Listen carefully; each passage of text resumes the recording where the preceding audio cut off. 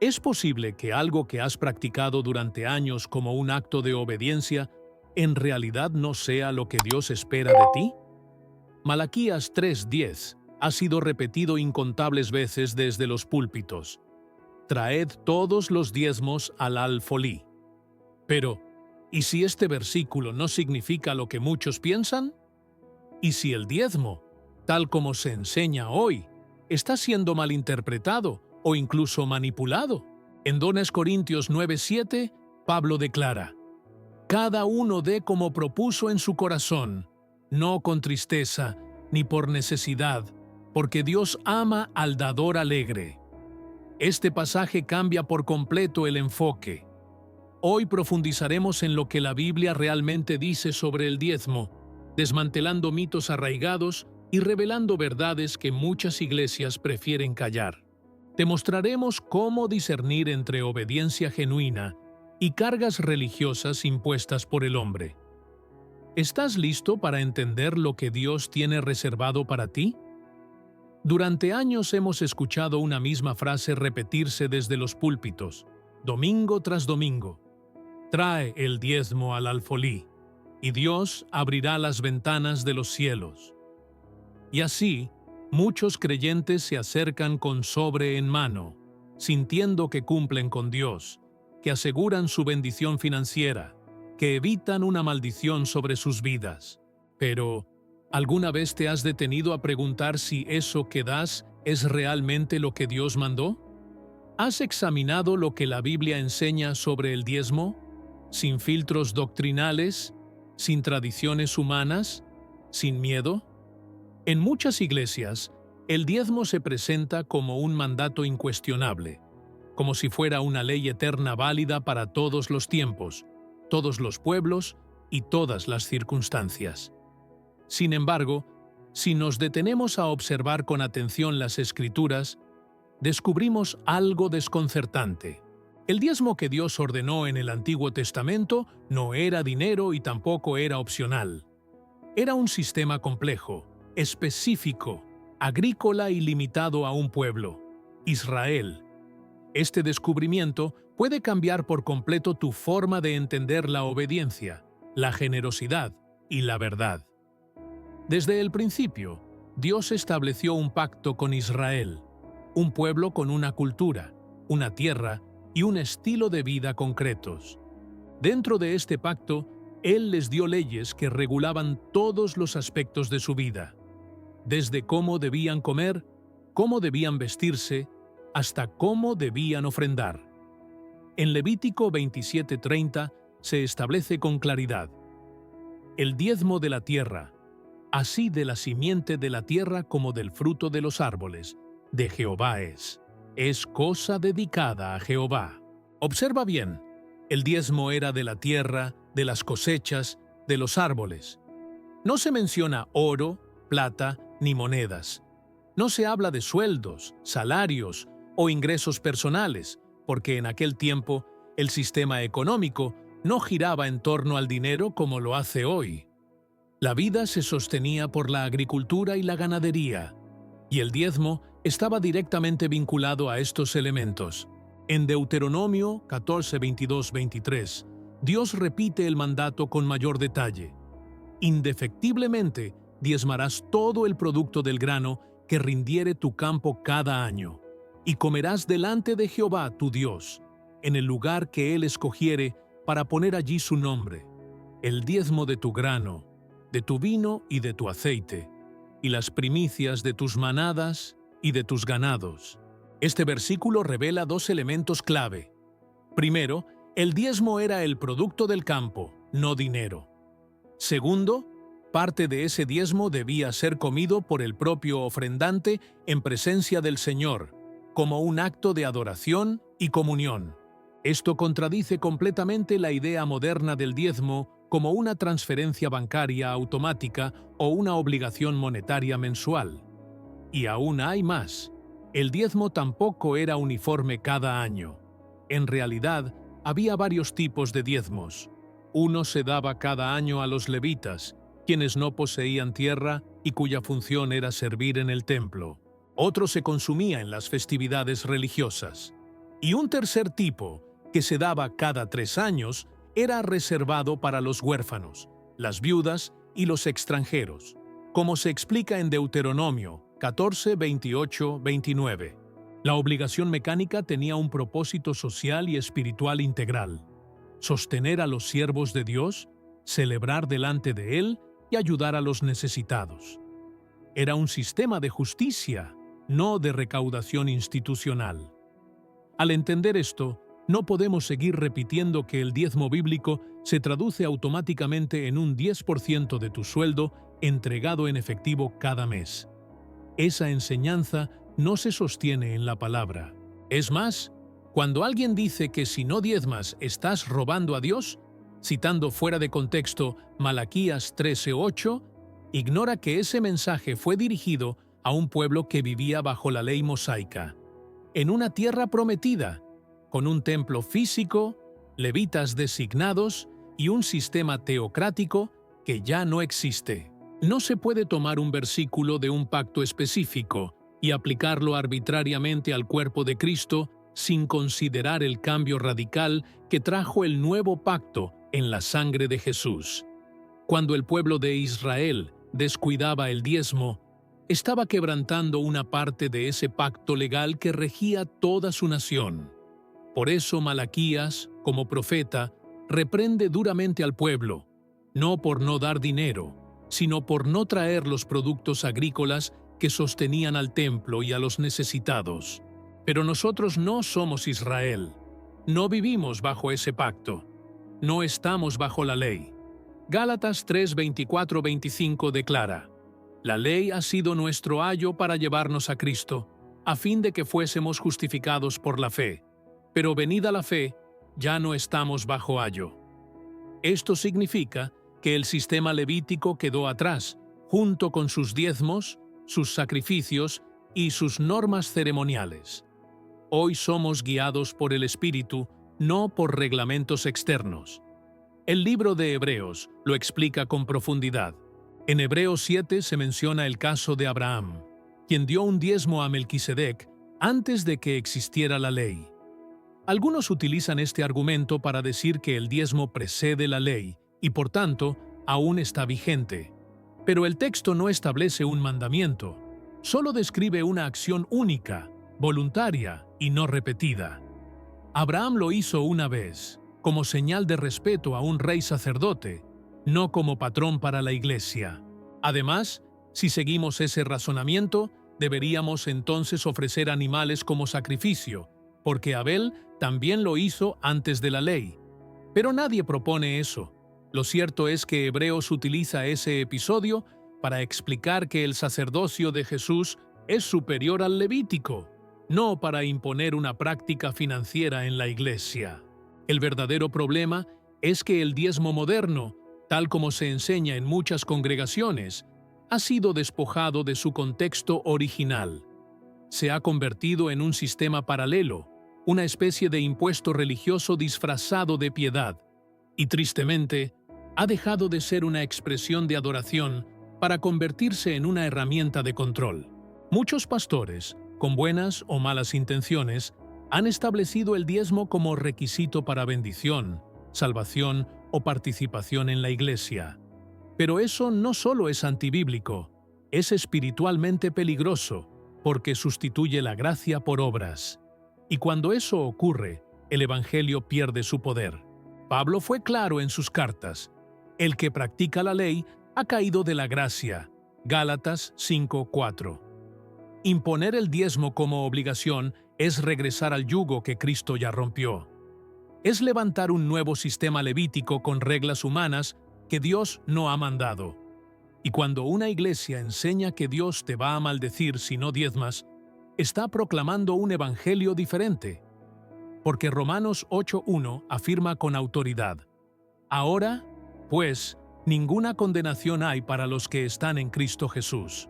¿Cómo puede entonces alguien ser condenado por no dar el 10% exacto de su ingreso, si la justificación es por fe y no por porcentajes? Lo más grave es que muchas personas viven atemorizadas, pensando que si no diezman, Dios cerrará las puertas de la bendición o les enviará enfermedad, escasez o ruina. Esto no es fe, es superstición religiosa. Dios no necesita tu dinero. Él es el dueño del oro y de la plata. Lo que Él busca es tu corazón, y ese corazón no puede estar obligado ni manipulado. En 2 Corintios 9:7 leemos: Cada uno dé como propuso en su corazón, no con tristeza, ni por necesidad, porque Dios ama al dador alegre. Esta es la norma del nuevo pacto. No hay cifras obligatorias, no hay amenazas, solo hay libertad, gratitud y dirección del Espíritu. Hay quienes, a pesar de todo esto, sienten temor al dejar de diezmar. Temen caer en desobediencia, en rebeldía o en egoísmo. Pero es importante entender que el verdadero problema no es dejar de diezmar. El verdadero problema es dar sin entendimiento, dar por miedo, dar por costumbre, dar sin fe. Hebreos 11:6 nos recuerda que sin fe es imposible agradar a Dios. Y si das por obligación, sin fe, sin amor, sin alegría, entonces no estás agradando a Dios, aunque cumplas con el porcentaje. Este tema no es solo una cuestión doctrinal, es una cuestión de libertad espiritual. Hay personas que viven con culpa, que se sienten indignas por no poder cumplir con el diezmo. Personas que están en necesidad, con deudas, con hijos que alimentar, y que sienten que si usan ese 10% para cubrir sus necesidades básicas, están robando a Dios. Esa carga no proviene del cielo. Proviene de una interpretación errada, sostenida por siglos de tradición religiosa. Jesús vino a romper esas cargas.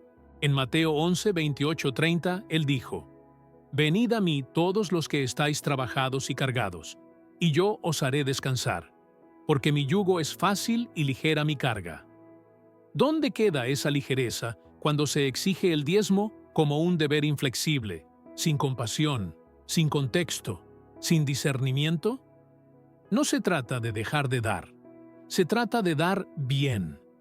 Se trata de dar como Jesús enseñó, con libertad, con amor, con discernimiento. Al mirar las Escrituras con los ojos del Espíritu, entendemos que el diezmo, como era ordenado en la ley, fue una sombra de lo que había de venir. Y lo que vino fue mejor. Lo que vino fue Cristo. Él no vino a exigir una décima parte.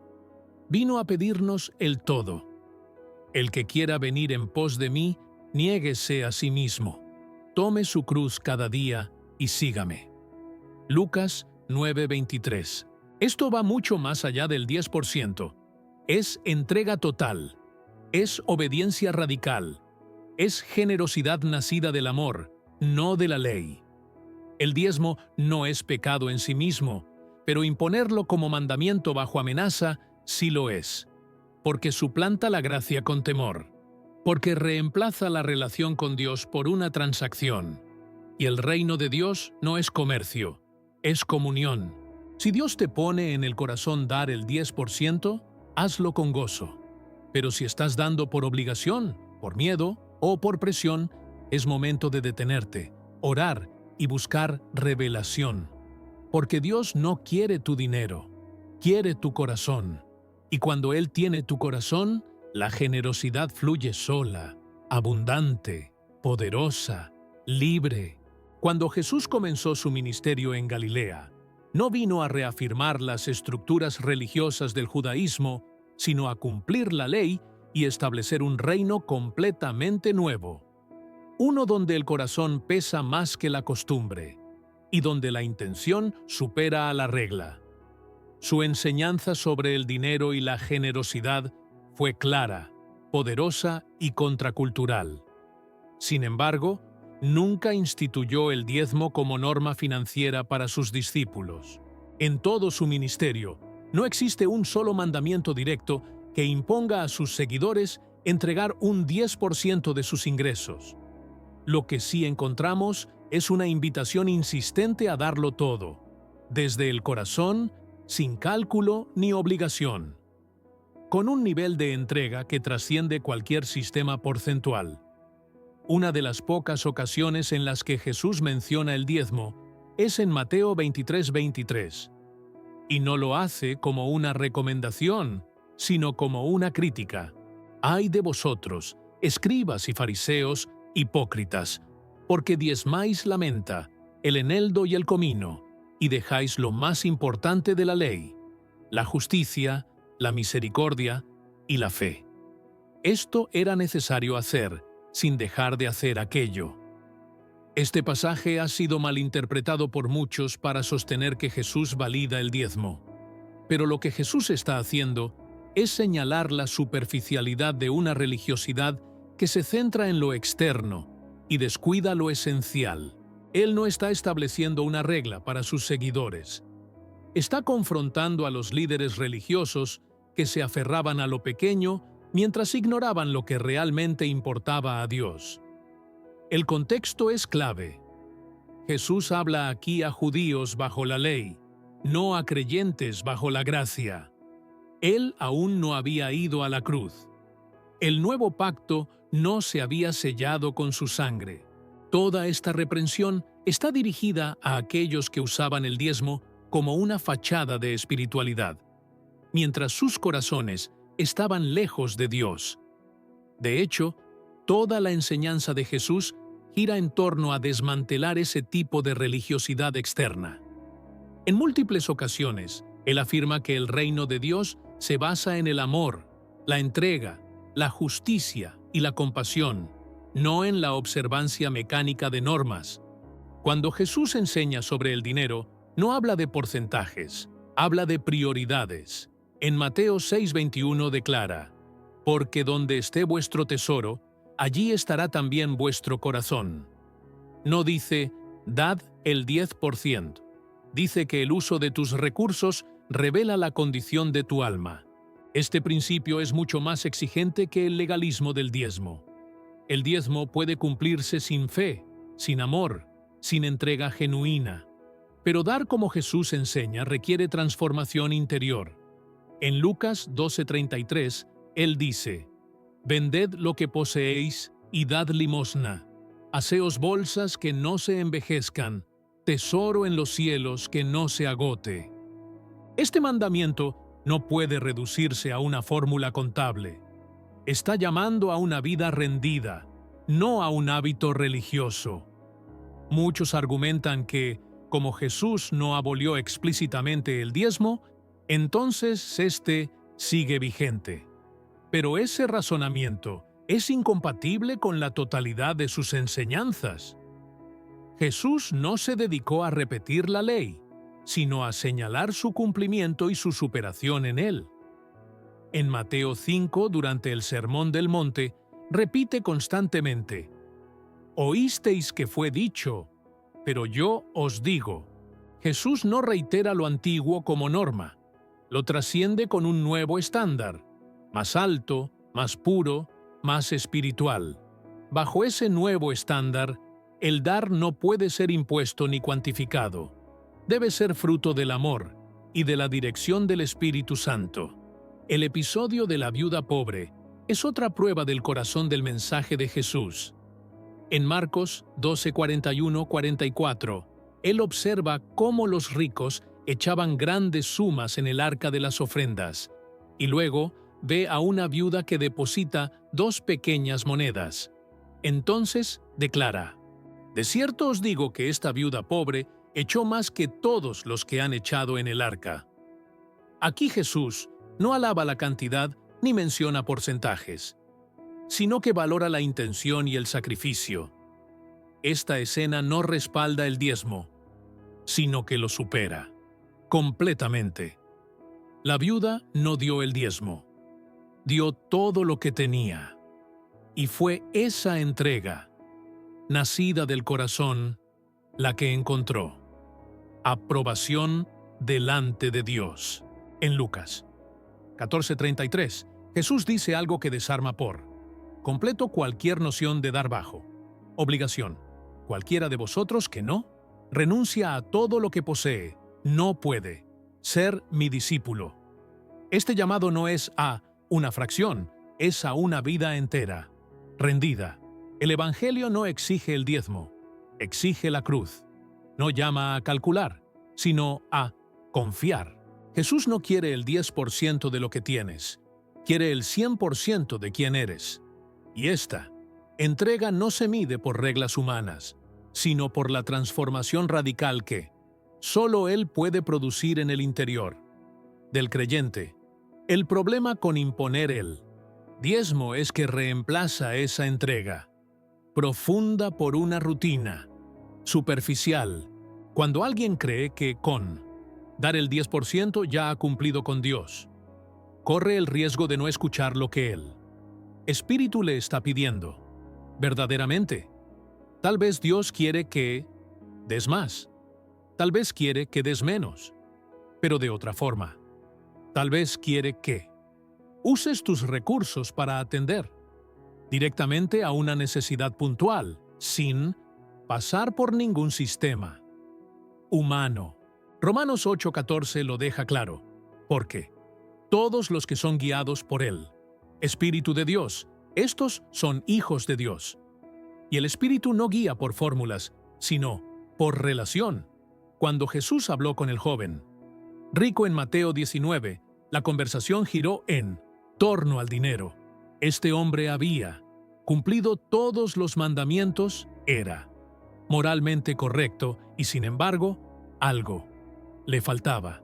Jesús le dijo, si quieres ser perfecto, anda, vende lo que tienes y dalo a los pobres y tendrás tesoro en el cielo. Y ven y sígueme. No le pidió el diezmo, le pidió el todo, porque seguir a Jesús implica confiar en Él con todo lo que somos y todo lo que tenemos. Este no es un llamado para todos a venderlo todo, pero sí es una revelación clara de que el reino exige rendición, no porcentaje. El corazón de Dios nunca fue establecer fórmulas externas para el dar. Incluso en el Antiguo Testamento, los profetas denunciaron una religiosidad vacía que ofrecía sacrificios sin justicia, ofrendas sin obediencia, diezmos sin compasión. En Isaías 1:17, Dios rechaza las ofrendas de su pueblo porque estaban llenas de maldad. Les dice, dejad de hacer lo malo, aprended a hacer el bien, buscad el juicio, restituid al agraviado, haced justicia al huérfano, amparad a la viuda. La justicia y la misericordia siempre fueron más importantes que los rituales. Y Jesús vino a confirmar eso. Con su vida, su muerte y su resurrección, los evangelios muestran que el centro del mensaje de Cristo no es una cantidad fija, sino una actitud interior. En Mateo 6:2-4, cuando habla sobre las ofrendas, dice, cuando des limosna, no hagas tocar trompeta delante de ti, para que sea tú limosna en secreto, y tu Padre que ve en lo secreto te recompensará. La discreción, la humildad y la pureza de motivación son más relevantes que el monto. El reino no se construye con grandes aportes visibles, sino con actos de obediencia invisibles. El dinero puede impresionar a los hombres, pero solo la intención verdadera conmueve a Dios. En el reino de Dios, el valor del dar no está en lo que se entrega, sino en lo que se retiene. Quien da la abundancia sin sacrificio no ha entendido el corazón del Evangelio, pero quien da desde el amor, aunque sea poco, está participando del carácter de Cristo. Filipenses 2:5 nos exhorta a tener el mismo sentir que hubo en Cristo Jesús, quien se despojó de todo, se hizo siervo y se entregó por completo. Esa es la medida del dar en el reino, no el 10%, sino la disposición de vaciarnos por amor. La enseñanza de Jesús sobre el dinero es radical, porque no busca establecer reglas externas, sino transformar el corazón. En Marcos 10:25, Él dice, más fácil es pasar un camello por el ojo de una aguja que entrar un rico en el reino de Dios. Esta no es una condena a la riqueza, sino una advertencia sobre cómo el apego al dinero puede impedirnos seguir a Cristo plenamente. Y es precisamente ese apego lo que muchas veces se disfraza de obediencia cuando se enseña a diezmar, por miedo a perder bendiciones. Pero Jesús no quiere que demos por miedo, quiere que demos por amor. Y el amor no necesita porcentajes. El Evangelio no impone cifras, invita a una vida rendida. La gracia no calcula cantidades, busca corazones dispuestos. Jesús no instituyó el diezmo, instituyó una vida de entrega radical, donde cada recurso, cada don y cada minuto están disponibles para Él. Reino no por obligación, sino por devoción. Este es el nuevo pacto. No escrito en tablas, sino en corazones. No basado en mandamientos externos, sino en la guía viva del Espíritu de Dios. Si el diezmo fuera la medida de la generosidad, Jesús lo habría establecido con claridad.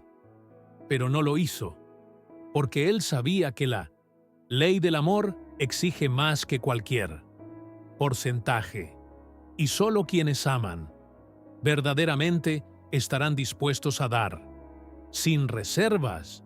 No se trata de cuánto das, se trata de cuánto te ha transformado el amor de Cristo.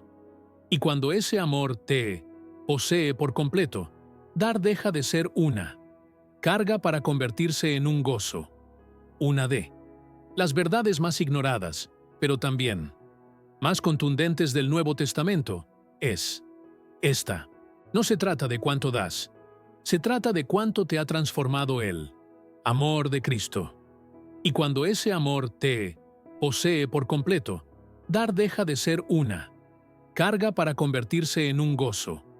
Una de las verdades más ignoradas, pero también más contundentes del Nuevo Testamento, es esta. Ni Jesús, ni Pablo, ni Pedro, ni ningún apóstol enseñó a las iglesias gentiles a diezmar. Este hecho no es menor.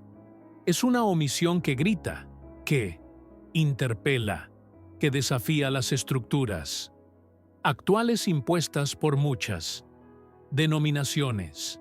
Porque si el diezmo fuera esencial para la vida cristiana, ¿cómo explicar que no haya sido incluido en las cartas apostólicas? Si fuera un principio universal obligatorio para todos los